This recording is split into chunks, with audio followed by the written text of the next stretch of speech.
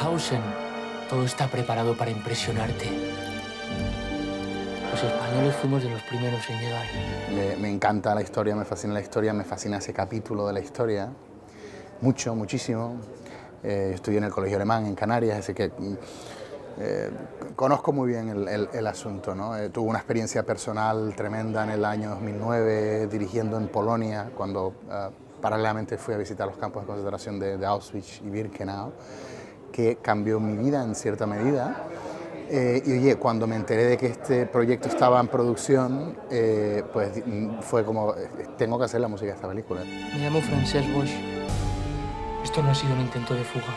Les han disparado de frente. Tenemos las imágenes de nuestros compañeros asesinados. Tenemos pruebas para incriminarles. Me puse en contacto con Marta Argarona. Ella inicialmente no había apostado por música original. Ella iba a utilizar, como así sucede también en la película, en determinados momentos, músicas preexistentes, música clásica, que es la que los nazis solían poner en los campos de concentración, el himno de las SS, etcétera, etcétera, ¿no?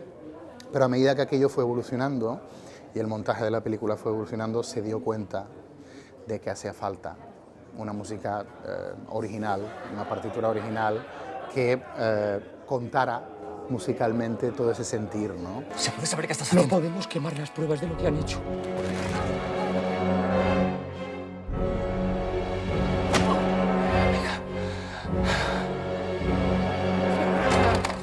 La primera premisa que me puse a mí mismo fue la de intentar huir de clichés establecidos, porque claro, hay una herencia muy potente a nivel musical de otros títulos legendarios, la lista de Schindler, el pianista, Roman Polanski, etc. Entonces, claro, automáticamente lo que hice fue alejarme y fíjate, beber directamente de mi experiencia, de lo que yo sentí cuando visité los campos.